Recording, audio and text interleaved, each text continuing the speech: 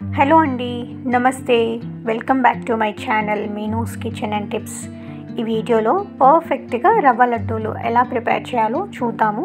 ఈ వీడియోలోకి వెళ్ళే ముందు నా రిక్వెస్ట్ ఏంటంటే, ఈ వీడియో చూసే ప్రతి ఒక్కరూ ఈ వీడియోని లైక్ చేసి నాకు సపోర్ట్ చేయండి. దానివల్ల వీడియో ఎక్కువగా రీచ్ అయ్యే ఛాన్స్ ఉంటుంది. ఇప్పుడు ప్రాసెస్లోకి వెళ్ళిపోదాము. స్టవ్ పైన ఒక ప్యాన్ పెట్టుకొని నేను ఒక 2 స్పూన్ల వరకు నెయ్యిని యాడ్ చేస్తున్నాను. ఈ నెయ్యి ఇంట్లో చేసిందే. నెక్స్ట్ ఇప్పుడు రవ్వ లడ్డు కోసం కావలసిన డ్రై ఫ్రూట్స్ నేను ముందుగా నెయ్యిలో వేయించేసి పక్కన పెట్టుకుంటున్నాను. మీ దగ్గర ఏ డ్రై ఫ్రూట్స్ ఉంటే వాటిని యాడ్ చేసుకోవచ్చు, ఏ ఒక్కటి ఉన్నా పర్వాలేదు. సో నేను ఫస్ట్ ఇక్కడ బాదాం పప్పులను 2 భాగాలుగా చేసుకొని వాటిని వేయించేసుకున్నాను. తర్వాత జీడిపప్పులను కూడా ఈ విధంగా వేయించేసి కొద్దిగా కలర్ వచ్చే వరకు ఉంచేసి పక్కన పెట్టేసుకుంటున్నాను. తర్వాత నా దగ్గర బ్లాక్ కిస్మిస్లు ఉన్నాయన్నమాట, వాటిని కూడా వేపుకొని పక్కన పెట్టుకుంటున్నాను. నార్మల్ కిస్మిస్లు అయినా సరే యూజ్ చేయొచ్చు, కాకపోతే బ్లాక్ కిస్మిస్ల వల్ల రవ్వ లడ్డూలు చాలా బాగా కనిపిస్తాయి చూడటానికి. అండ్ ఇవి నెయ్యిలో వేసినప్పుడు మంచిగా పొంగుతూ ఉంటాయన్నమాట. అలా పొంగాక వీటిని కూడా తీసేసి పక్కన పెట్టుకోవాలి. ఇప్పుడు నెక్స్ట్ నేను అదే ప్యాన్లో ఇంకొక 2 స్పూన్ల వరకు నెయ్యిని వేసేసుకొని నేను 1 కప్పు రవ్వని తీసుకున్నాను, దాన్ని యాడ్ చేసేసుకుంటున్నాను. ఈ రవ్వ వేయించడంలో మనము చాలా జాగ్రత్తగా వేయించుకోవాలి, ఎందుకంటే ఏమాత్రం వేగకపోయినా మనం తింటున్నప్పుడు అస్సలు టేస్ట్ బాగోవు. కాబట్టి చాలా జాగ్రత్తగా నెమ్మదిగా వేయించుకోండి. రవ్వ ఎప్పుడైనా సరే లో ఫ్లేమ్లో పెట్టి మెల్లగా వేయించుకోవాలి. కొద్దిగా నెయ్యి ఎక్కువ వేసుకుంటేనే ఈ రవ్వ లడ్డూలకు కానీ ఏ స్వీట్కైనా సరే టేస్ట్ చాలా బాగుంటాయి. ఈ రవ్వ వేగుతున్నప్పుడు ఒక మంచి స్మెల్ వస్తుంది, అప్పటిదాకా వేయిస్తూనే ఉండాలి.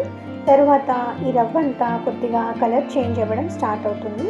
తర్వాత స్టవ్ ఆఫ్ చేసేసుకోవడమే. ఈ రవ్వ లడ్డు టేస్ట్ అంతా కూడా మనము ఈ రవ్వని వేపుకోవడంలోనే ఉంటుందన్నమాట. ఏ మాత్రం రవ్వ వేగకపోయినా లేదంటే రవ్వ మాడిపోయినా లడ్డు టేస్టే మారిపోతుంది. కాబట్టి చాలా జాగ్రత్తగా అక్కడే నిలబడి వేయించుకోవడం బెటర్. అయితే ఈ రవ్వ లడ్డు చేసేటప్పుడు చాలామంది ఈ రవ్వలో కొబ్బరి కూడా వేసి వేయించుకుంటూ ఉంటారు. నేను ఇక్కడ యాడ్ చేయలేదు, ఎందుకంటే నాకు కొబ్బరి వేస్తే అంతగా నచ్చదు. కాబట్టి నేను ఉత్త రవ్వతోనే ఇక్కడ లడ్డూలు ప్రిపేర్ చేస్తున్నాను. మీరు ఈ వీడియోలో చూడొచ్చు, రవ్వ బాగా వేగిపోయింది. సో నేను ఇక్కడ ఈ రవ్వనంతా వేరే ప్లేట్లోకి ట్రాన్స్ఫర్ చేసి పెట్టుకున్నాను. నెక్స్ట్ ప్రాసెస్లో నేను అదే ప్యాన్లో 1 కప్పు వరకు రవ్వని తీసుకున్నాను కదా, 1/3 కప్పు వరకు షుగర్ని తీసుకున్నాను. ఇది అయితే పర్ఫెక్ట్గా సరిపోతుంది. కొద్దిగా తక్కువగా తినే వాళ్ళైతే ఇంకాస్త తక్కువగా తీసేసుకోవచ్చు షుగర్. ఏదైనా మీ టేస్ట్ని బట్టి వేసుకోండి. తర్వాత నేను ఆ షుగర్ తడిసే విధంగా వాటర్ని వేసేసి ఇప్పుడు షుగర్ పాకం వచ్చే వరకు బాగా కలుపుతూ ఉండాలి. అయితే ఫస్ట్ మనము కాసేపు హై ఫ్లేమ్లో ఉంచేసి ఇదంతా వేడెక్కాక తర్వాత లో ఫ్లేమ్లోకి మీడియం ఫ్లేమ్లోకి అడ్జస్ట్ చేస్తూ కలుపుతూ ఉండాలి. అయితే మనము మధ్య మధ్యలో పాకం వచ్చిందా లేదా అని చెక్ చేస్తూ ఉండాలన్నమాట. సో ఒక 10 to 15 మినిట్స్ తర్వాత పాకం రావడం స్టార్ట్ అయింది. సో దీనికి పెద్దగా పాకం రావాల్సిన అవసరం లేదు. లైట్గా తీగ పాకం ఎప్పుడైతే రావడం స్టార్ట్ అవుతుందో అప్పుడు మనం దీంట్లో రవ్వ వేసేసుకోవచ్చు. మీరు ఈ వీడియోలో చూడొచ్చు, లైట్గా తీగలా రావడం స్టార్ట్ అయింది కదా. ఇప్పుడు ఈ స్టేజ్లో నేను దీంట్లో ఇలాచీ పౌడర్ని యాడ్ చేసేస్తున్నాను.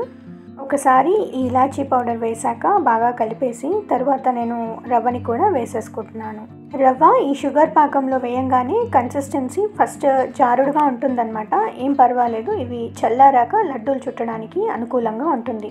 ఇలా ఒక 2 మినిట్స్ అలా కలిపాక మనం ముందుగా వేయించి పెట్టేసుకున్న డ్రై ఫ్రూట్స్ అన్నిటిని కూడా ఈ రవ్వలో ఇప్పుడు యాడ్ చేసేసి ఒకసారి బాగా కలిపి మనము ఒక 2 నిమిషాల పాటు స్టవ్ మీద ఉంచేసి స్టవ్ ఆఫ్ చేసేసుకోవడమే.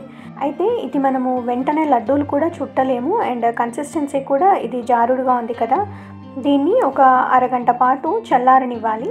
ఎందుకంటే వేడివేడిగా కూడా మనము లడ్డూలు చుట్టలేము. కొద్దిగా చల్లారాక అంటే గోరువెచ్చగా ఉన్నప్పుడు మనము లడ్డూలు చుట్టేసుకోవచ్చు. లడ్డూలు కూడా పర్ఫెక్ట్గా వస్తాయి.